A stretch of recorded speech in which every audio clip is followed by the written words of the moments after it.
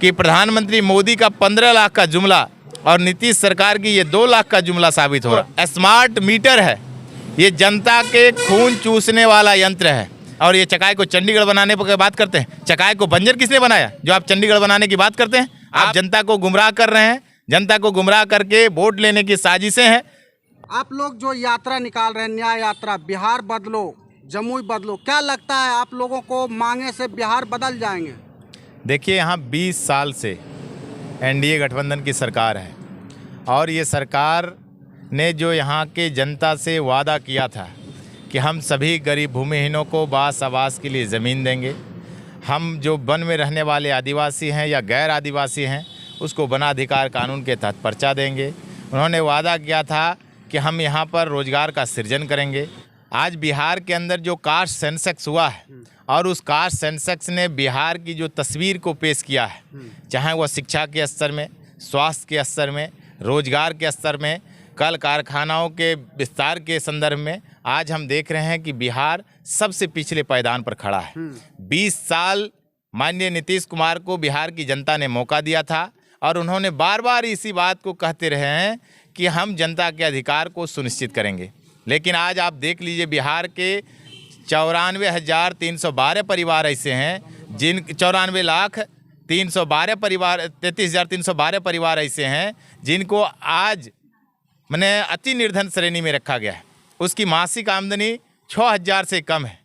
आज स्थिति ये है कि नीतीश कुमार ने उसको देखते हुए और उस समय की जो गठबंधन की सरकार थी उन्होंने दबाव बनाया, जातिगत जनगणना हुई और जातिगत जनगणना के बाद रिपोर्ट आया तो नीतीश कुमार ने जनवरी माह में आनन फानन में उन्होंने कहा कि हम जो अति निर्धन परिवार हैं उनको 2 लाख रुपया स्वरोजगार के लिए लघु उद्यमी योजना के तहत देंगे। लेकिन आज हम देख रहे हैं कि प्रधानमंत्री मोदी का 15 लाख का जुमला और नीतीश सरकार की ये 2 लाख का जुमला साबित हो रहा है। आज हम देख रहे हैं कि एक भी लोग को उस लघु उद्यमी योजना के तहत जो अति निर्धन परिवार हैं उनको लाभ नहीं मिल रहा है, जबकि जमुई जिला के 34% आबादी है और ये डाटा बिहार सरकार की डाटा है। ये डाटा कास्ट सेंसेक्स की डाटा है जिन्होंने उन्होंने करवाए, लेकिन आज भी उनको उनका लाभ नहीं मिल रहा है। तो पहला मांग मेरा है कि सभी गरीब भूमिहीनों को 5-5 डिसमिल ज़मीन की गारंटी करो, उनके पक्के मकान की गारंटी करो और स्वरोजगार के लिए 2 लाख रुपये सहयोग राशि की गारंटी करो। और अभी हम देख रहे हैं कि बिहार के अंदर एक जो स्मार्ट मीटर है, ये जनता के खून चूसने वाला यंत्र है। बिहार सरकार के ने पहले ही एक मीटर लगवाए थे हर एक जनता के घरों में, बिजली उपभोक्ताओं के घरों में। उस मैनुअल मीटर से हम देख रहे हैं कि 4-4 गुना बिजली बिल आ रहा है। मैं पूछना चाहता हूं, क्या वह मीटर जो बिहार सरकार ने जनता के घरों में लगाए थे, क्या वह मीटर गलत है? ये पहले बिहार सरकार को ये बताना चाहिए कि वो गलत है, तब तो कोई दूसरा मीटर आएगा। लेकिन आज हम देख रहे हैं कि स्मार्ट मीटर के नाम पर उस मीटर को हटाया जा रहा है, गरीबों के घरों में जबरन मीटर लगाया जा रहा है। इस यात्रा का मांग है कि स्मार्ट मीटर पर अविलंब रोक लगाओ और 200 यूनिट बिजली फ्री की गारंटी करो। आज किसानों की क्या स्थिति है? आज किसानों की हालात जर्जर है। बगल के बरनार जलाशय 48 साल से ये बरनार जलाशय का निर्माण नहीं हो पाया। उस बरनार जलाशय से 56,000 एकड़ ज़मीन सिंचित होता, जमुई के किसानों के चेहरे पर खुशहाली आती। लेकिन आज आप देख लीजिए कि सारे भूमि बंजर बन चुके हैं। और जो इस जलाशय से निकलने वाली नदी थी बरनार नदी, उस बरनार नदी का अनियंत्रित बालू खनन करके, मानक के विपरीत खनन करके आज उस नदी को भी बंजर बनाने का कोशिशें चल रहा है। इसके खिलाफ ये आंदोलन है। बरनार बचाने का और बरनार जलाशय निर्माण का ये आंदोलन है। स्मार्ट मीटर के खिलाफ ये आंदोलन है। 200 यूनिट बिजली गारंटी करने का ये आंदोलन है। जो गरीब भूमिहीन है, जमुई जिला में 10,000 परिवार ऐसे हैं जिनको आज़ाद हिंदुस्तान में रहने के लिए ज़मीन नहीं है। उस आज़ाद हिंदुस्तान में रहने के लिए ज़मीन के लिए आज भाकपा वाले ये पदयात्रा निकाला है और लगातार हमने प्रखंड मुख्यालय में 1-1 हज़ार फॉर्म हर प्रखंड मुख्यालय में हम लोगों ने जमा किया है और सरकार से मांग की है, जिला प्रशासन से मांग किए हैं कि आज़ाद हिंदुस्तान में इन्हें रहने के लिए ज़मीन की गारंटी करें। और आज हम देख रहे हैं कि कितनी सुस्त पड़ा हुआ है। 10,000 से अधिक आबादी जंगल में रहते हैं हमारे आदिवासी, लेकिन आज आदिवासियों के लिए वनाधिकार कानून बना था, लेकिन वनाधिकार कानून के लिए आज एक भी आवेदन के माध्यम से जो मिलना चाहिए था, उनको पर्चा मिलना चाहिए था, ज़मीन का पर्चा मिलना चाहिए था, वो भी आज तक नहीं मिला है। कुल मिलाकर के देखा जाए तो ये यात्रा गरीबों के हक अधिकार की लड़ाई को, दलितों के, अल्पसंख्यकों के हक अधिकार की लड़ाई को सड़क से लेकर सदन तक उठाने की जो यात्रा चली है, ये यात्रा की शुरुआत चकाई से जमुई तक हम 25 तारीख को पहुंचेंगे। आज इस यात्रा का दूसरा दिन है और हमने नारा दिया कि बदलो बिहार, बदलो जमुई, बरनार बचाओ, बरनार बनाओ, सभी गरीब भूमिहीनों को 5-5 डिसमिल ज़मीन की गारंटी करो, स्मार्ट मीटर की बाध्यता को ख़त्म करो, 200 यूनिट बिजली की गारंटी करो और प्राथमिक उप स्वास्थ्य केंद्र की जो जर्जर हालात है, इस जर्जर भवन को भी जीर्णोद्धार करके 24 घंटा डॉक्टर और नर्स की गारंटी करो। इन तमाम सवालों को लेकर ये यात्रा निकली हुई है। ये यात्रा आज बटिया पहुंची है। ये यात्रा पैदल मार्च करते हुए, जनता के आम आवाम से मिलते हुए, उनके दुख दर्द को बांटते हुए इस यात्रा का समापन पटना में 27 अक्टूबर को होगा।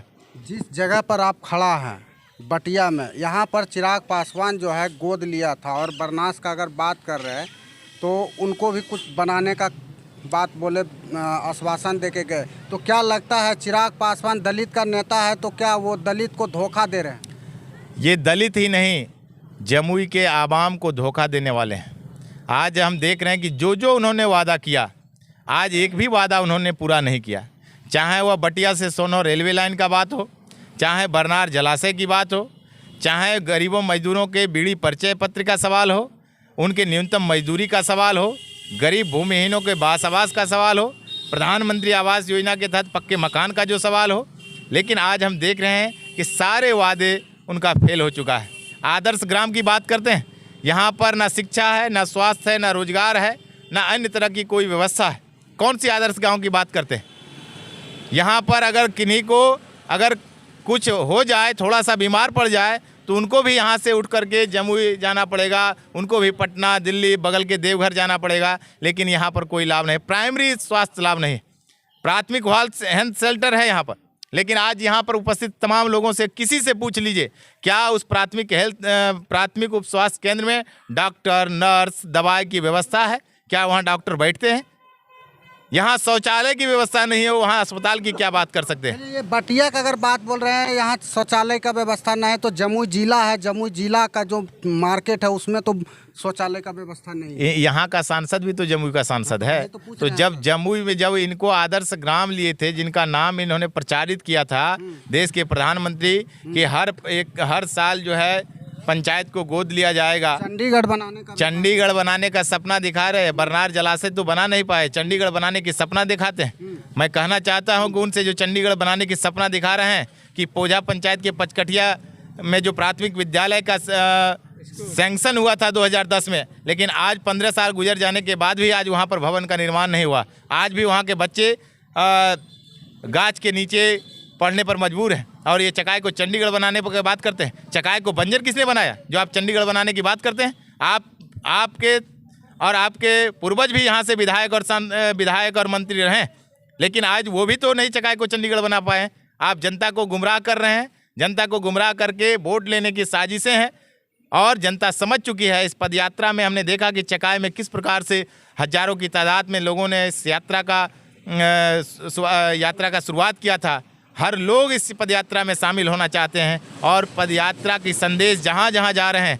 आज हमने देखा कि लक्ष्मीपुर से फ़ोन लोग कर रहे हैं कि हम भी पदयात्रा में शामिल होना चाहते हैं। आपकी जो यात्रा है, इस यात्रा का जो डिमांड है कि गरीब भूमिहीनों को बास आवास के लिए 5-5 डिसमिल ज़मीन, उनके पक्के मकान का सवाल को लेकर जमुई जिला के 4 लाख बीड़ी मजदूरों को उनके परिचय पत्र, उनके न्यूनतम मजदूरी, स्मार्ट मीटर को बंद करने और 200 यूनिट बिजली फ्री करने का जो सवाल है, प्राथमिक हेल्थ स्वास्थ्य केंद्र को जो बेहतर बनाने का जो सवाल है, इस सवाल को लेकर हमें जनता की मुद्दा है।